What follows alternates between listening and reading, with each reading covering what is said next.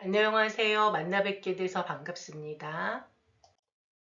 본 강의는 영유아 교사의 디지털 역량 강화 교육을 위한 어린이 디지털 놀이 전문가 과정의 1강에 해당되는 내용입니다. 저는 현재 주식회사 아이조아의 대표이사이자 성신여자대학교 교육대학원의 외래 교수입니다. 이전에는 저도 여러분들처럼 유아교육을 전공하고 현장에서 27년 동안 교사와 원장으로 아이들과 함께 행복하게 살아왔습니다. 아이들과의 삶에서 연구자의 삶으로 전환되는 시점에서 국책과제인 스마트 어린이집 모듈 개발의 연구자로 참여하게 되면서 교육과 보육 과정에 IT 기술을 접목하는 시도와 연구를 진행하게 되었습니다. 지금은 데이터 기반으로 영유아의 개별 맞춤 돌봄 및 교육을 지원할 수 있는 스마트 에듀케어 플랫폼 트레저맵을 개발하여 보급하고 있습니다.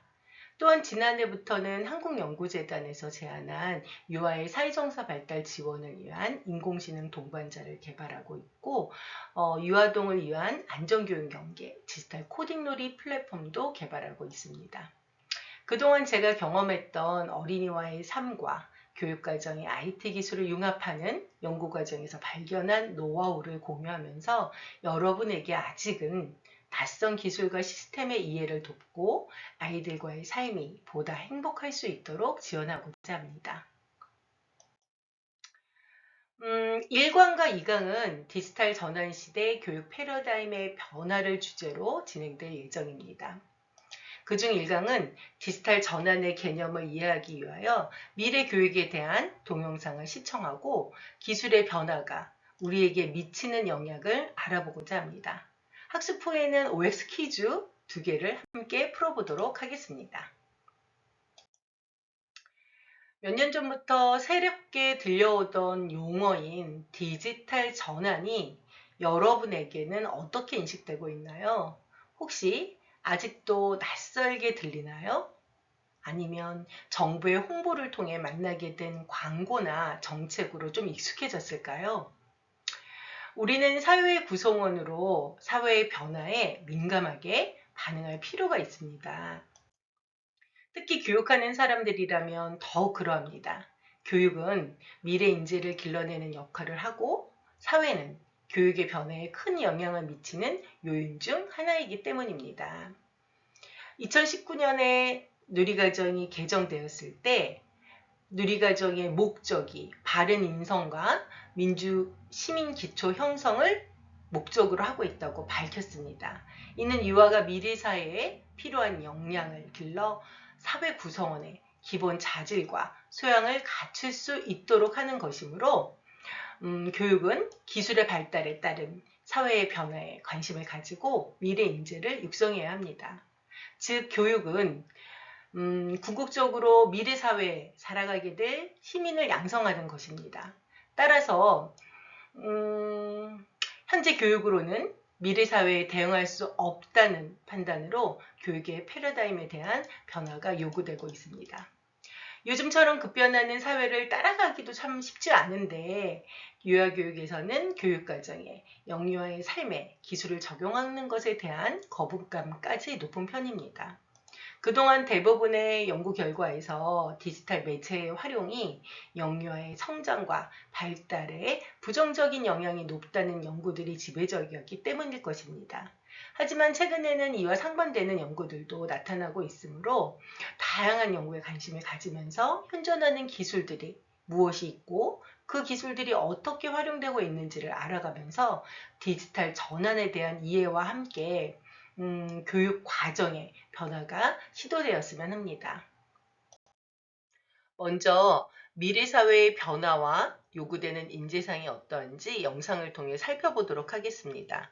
하지만 현재 녹화 방법에서 동영상 지원이 이루어지지 않으므로 여러분들은 화면에 있는 QR코드를 스캔하여 영상을 시청해 주시기 바랍니다.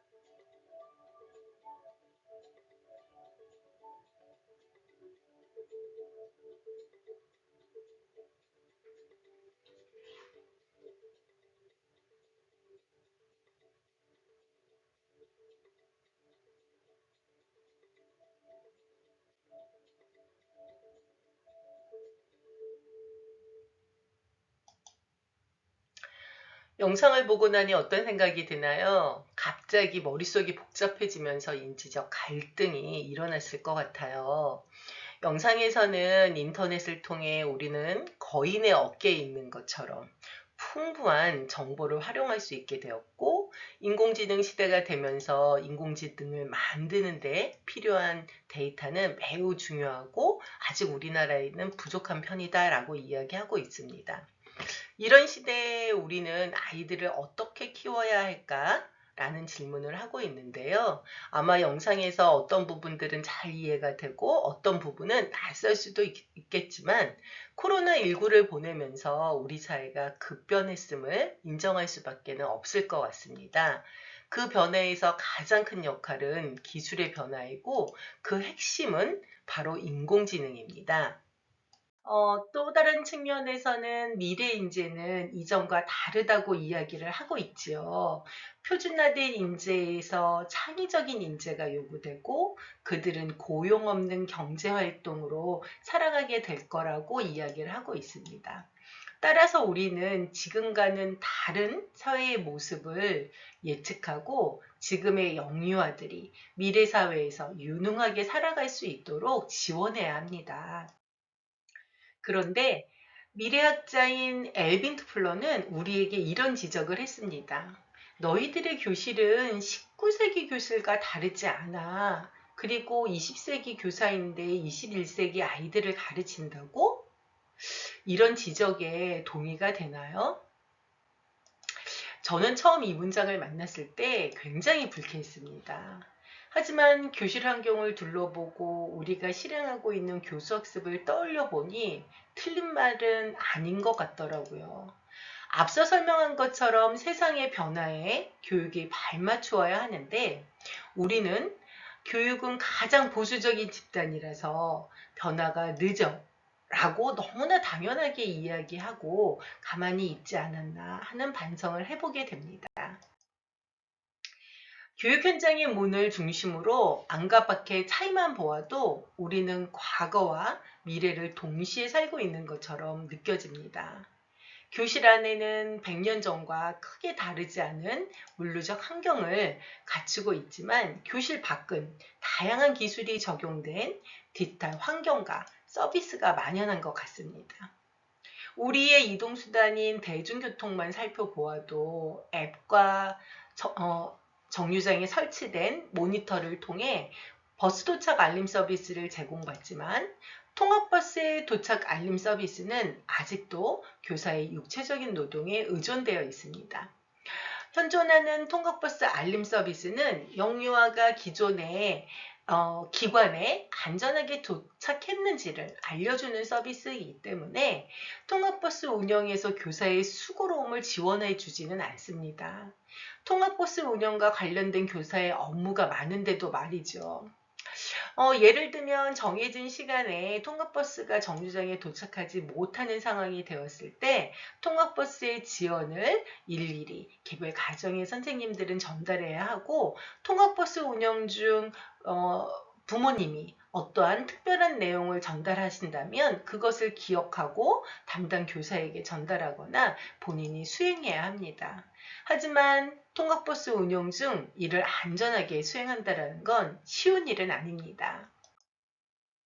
또 병원과 헬스장에서는 인바디를 통해서 신체 데이터를 분석 활용할 수 있지만 교육기관에서는 여전히 어린이의 신체 데이터를 교사가 직접 수집하고 기록합니다. 아마 이 영상을 보시고 계시는 여러분들도 어릴 적 그 학교 생활을 되돌아보면 선생님께서 직접 신체 검사라는 시간에 신장과 체중을 측정하고 기록하셨잖아요. 이거와 크게 다르지 않은 모습으로 현재도 영유아들의 신체 데이터가 수집되고 있습니다. 또 생활기록부는 어떨까요? 1년 동안 영유아의 생활과 발달에 대한 성장을 기록하고 학년 말 교사의 기록에 의존된 내용으로 작성되고 교육통계 역시 교육기관에서 입력하는 데이터를 기반으로 처리되고 있으므로 이 역시 교사의 업무입니다. 교육 현장 밖은 디지털 전환으로 기술의 가치 있는 경험을 제공받고 있는데요. 그래서 생활이 보다 편리하고 효율적인 일상으로 변화되어 가고 있지만 교육 현장 문화는 변화의 요구가 아직도 교사의 업무로 누적되어 가고 있는 것만 같아서 좀 안타깝습니다.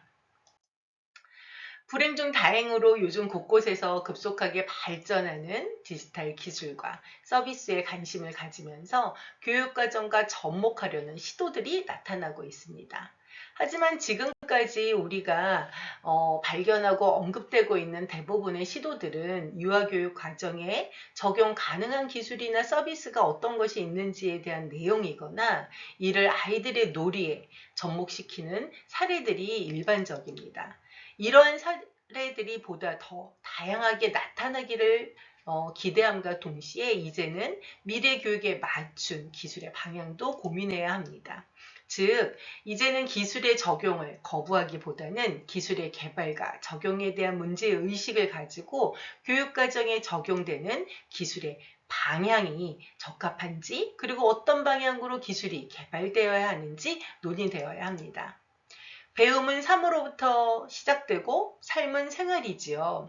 우리가 미처 갖지 못한 디지털 역량을 디지털 네이티브들과의 생활 속에서 자연스럽게 배우는 학습 경험을 가질 수 있을 것입니다. 그러기 위해서는 기술이 교실 환경, 시스템, 교수학습 매체의 일부가 되어 어린이의 놀이와 학습에 어떻게 직간접적으로 적용, 개발될 수 있는지 고민해야 합니다. 어린이들은 태어나보니 이미 디지털 사회였기 때문에 그들에게 당연한 환경일 수 있지만 그들의 뇌는 과상과 현실의 세계를 쉽게 구분하지는 못합니다. 이러한 발달의 한계점을 고려하고 성장을 우리는 지원해야 합니다. 그리고 현재 공공연하게 언급되고 있는 인공지능이 곧 인간의 지능보다 뛰어날 것이고 현재의 교육제도는 인공지능의 제 기능을 발휘하지 못할 것이고 기술은 인간을 해칠 것이라는 등의 미래 공포들로부터 교육의 역할과 기능이 제대로 수행될 수 있기 위한 교육과정과 기술의 융합의 지향점을 수립하고 배움을 풍요롭게 지원할 수 있는 기술의 역할과 기능을 논의할 필요가 있습니다.